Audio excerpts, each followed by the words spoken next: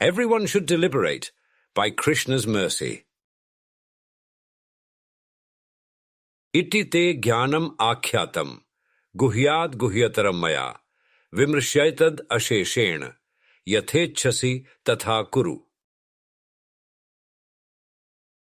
Quote, Thus I have explained to you the most confidential of all knowledge. Deliberate on this fully, and then do what you wish to do.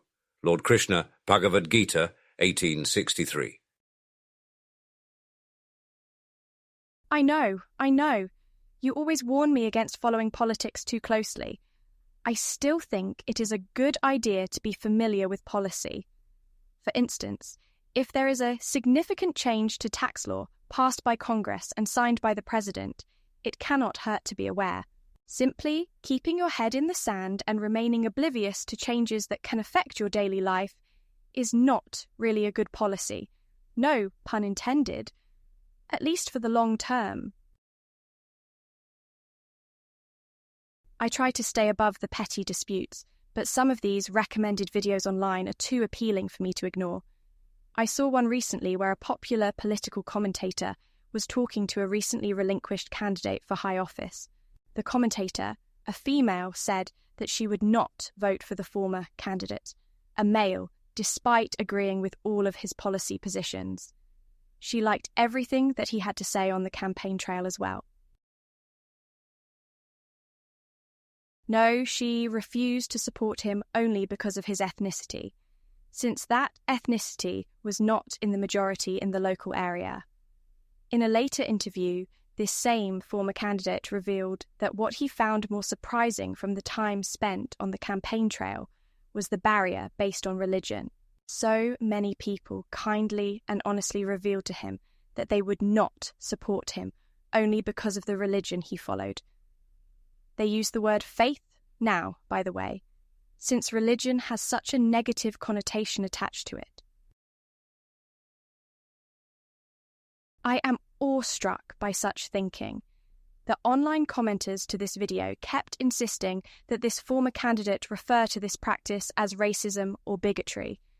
But to me, that does not really say anything. It is a cheap and easy insult to hurl back. To me, I would compare the situation to having a plumbing disaster in the home. Suppose that there is flooding occurring in the basement. You need someone to come over, fast, and fix the problem. A person promptly arrives. They quickly assess the situation and give a recommendation. They have all of the tools necessary. They can start the job immediately. You, as the homeowner, say that you cannot hire such a person because of their ethnicity. Or you have a problem with the plumber's religion. Now, is that racism? Is that bigotry? To me, that is just downright stupid.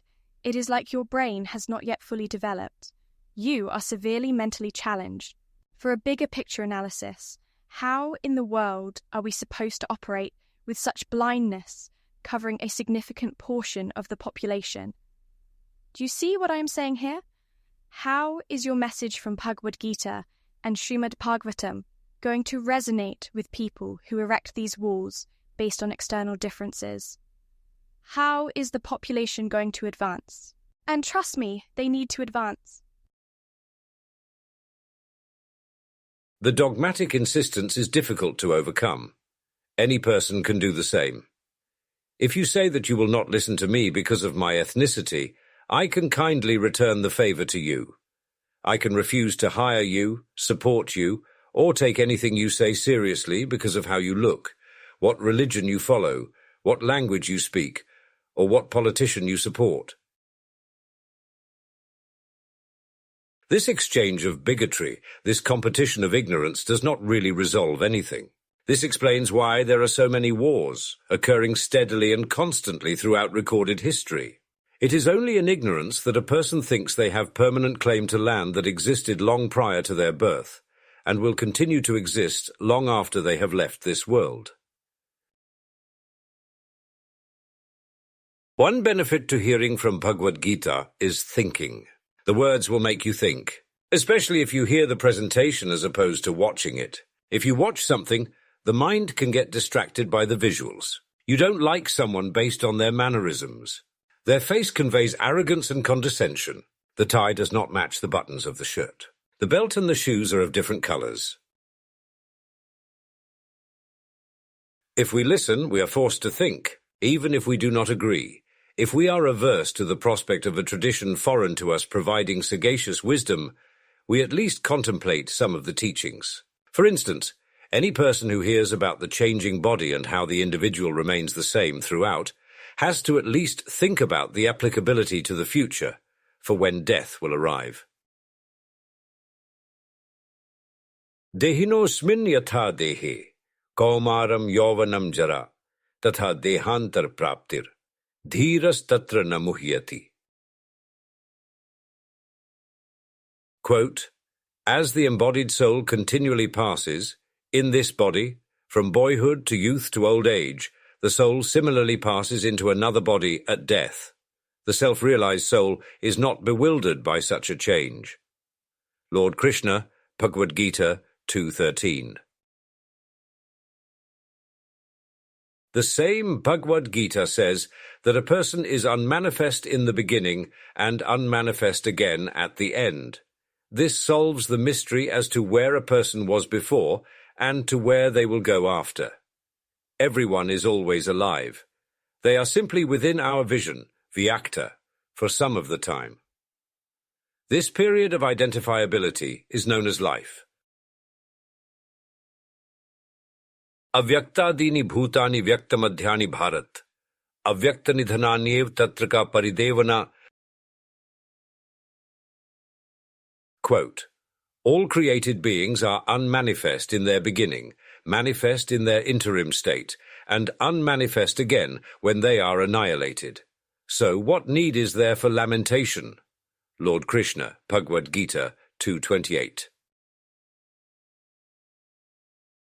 The entire Bhagavad-gita presentation is to be accepted through choice. It cannot be forced upon anyone. Even though Arjuna was already a devotee of Krishna and endowed with divine qualities, he was still asked to deliberate. He should think over what he heard and then make a decision. This appeal applies to every person. The background is not as important as the ability to think with an open mind. In closing,